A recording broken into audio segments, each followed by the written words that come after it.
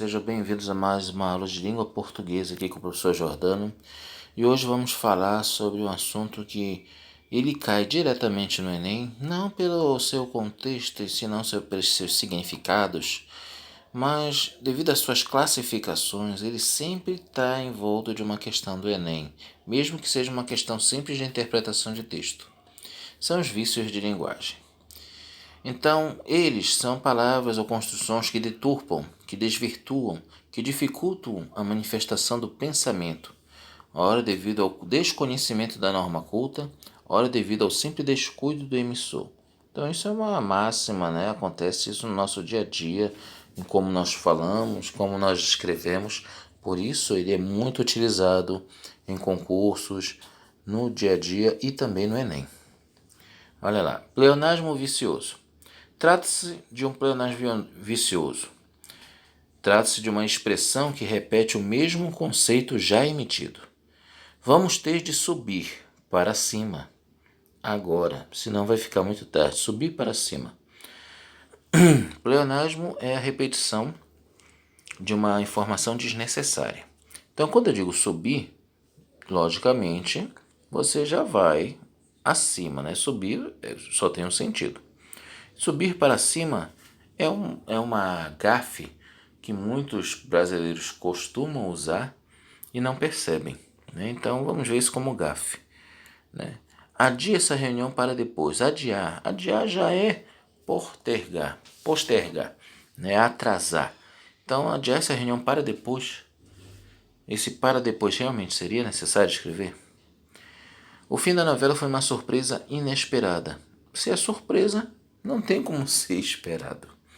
Assim como o principal protagonista. Protagonista, para quem não sabe, é o principal personagem de uma história. Ele é o principal, então não precisa escrever principal protagonista. Entenderam que é um pleonasmo vicioso? Próxima categoria. Solecismo. É o desvio sintático relativo à colocação e emprego dos pronomes, a regência e a concordância. Forma inculta. Nunca chamar-te-ia de meu irmão, porque você ama ele mais do que a mim. Por isso, para mim, achar que você é merecedor de meu amor, repara, né? Desvio sintático relativo à colocação e emprego dos pronomes, a regência e a concordância. Então, repara aqui, será que realmente era necessário ele ficar se repetindo, mesmo mudando um pouco os pronomes? Não perde um pouco o sentido, não fica um pouco repetitivo? Nunca chamar-te-ia de meu irmão, porque você ama ele mais do que a mim. Por isso, para mim, não.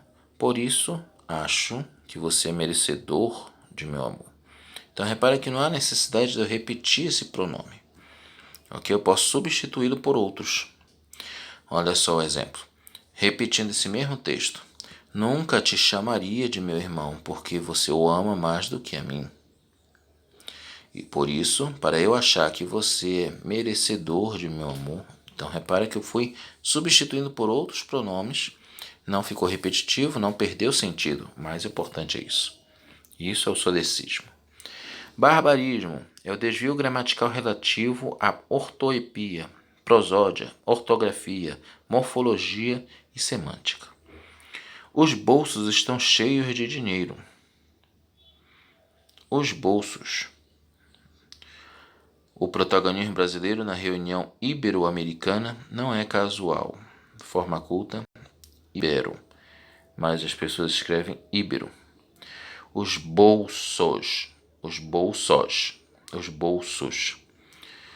Bolsos, igual a O. Estão cheios de dinheiro. Bolsos, bolsos, os bolsos.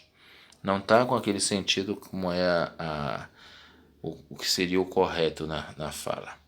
Se ele quiser ajudar a família, terá de muito trabalhar. Quiser, no caso, com Z. Muita gente escreve hoje em dia por não saber, devido ter o mesmo som. Mas escreve-se com a letra S. Então, isso é o barbarismo. São as formas que normalmente as pessoas escrevem quando elas bem entendem, não procurando saber seu significado. Ambiguidade, todos sabem, né? Aquela que tem um trabalho de duplo sentido de uma palavra. Eco é a repetição de sons iguais no fim das palavras. De tão aparentemente valente você mente que nem sente. Reparem aí os sufixos das palavras, né? Todos são semelhantes.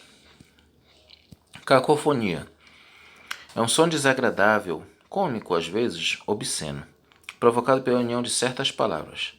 Ela tinha na boca dela nosso hino completo. Nosso hino. Aquele goleiro paulistano sempre marca gol, cagou de falta. Marca gol. Então repara que juntando certas sílabas forma um som diferente que chega a se tornar cômico, mas às vezes, como eu disse, obsceno. Era mitinha por inteiro.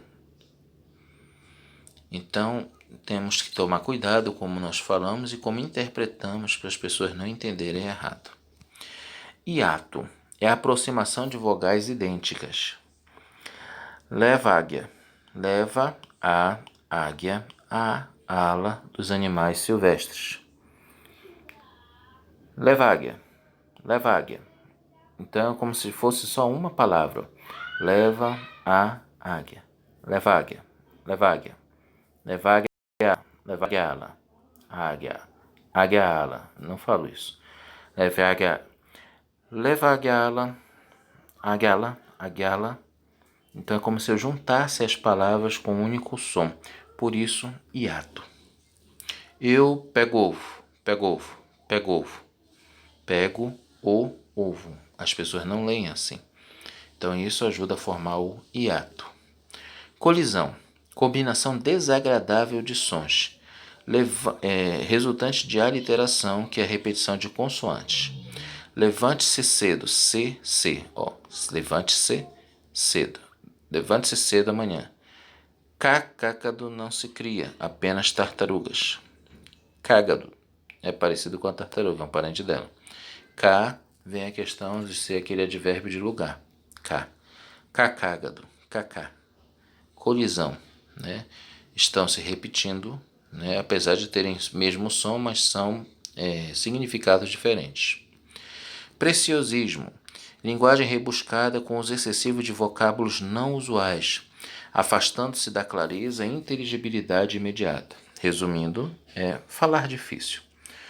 O melífluo circunlóquio de Vossa Excelência.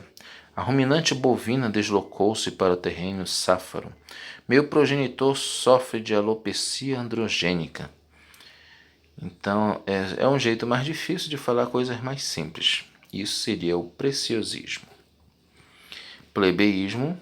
Segundo o Leite, palavras, expressões e modos de dizer-se característicos do dialeto de classes populares. Enquanto o preciosismo usa palavras mais requintadas, mais difíceis, o plebeísmo é como se fosse o oposto, né? Palavras de cunho bem baixo, por sinal. Arcaísmo. Segundo o dicionário Royce, trata-se de palavra-expressão, construção sintática ou acepção que deixou de ser usada na norma atual de uma língua. Então, arcaísmo é como se fosse aquelas expressões muito antiquadas que nem se usam mais hoje em dia. Parêquima. Trata-se da repetição de som ou sílaba do final de uma palavra. A dor do doente te incomoda. Doente-te. Então, essa repetição de mesma sílaba vem a ser um parêquima.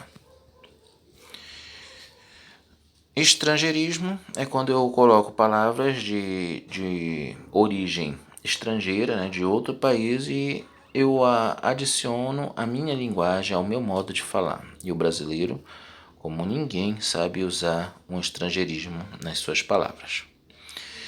Prolixidade é o uso de muitas palavras no lugar de poucas para se dizer o que se deseja. Então, enquanto nós explicamos, principalmente em redação, por exemplo, que você tem que ser mais objetivo, a prolixidade é o oposto, né? Enquanto você deveria ser mais direto com as suas palavras, você se torna uma pessoa mais monótona, porque você fala muito para dizer pouco. Isso seria ser prolixo. Ok? Então, esses são os vícios de linguagem. Espero que tenham aprendido um pouco. Até a próxima.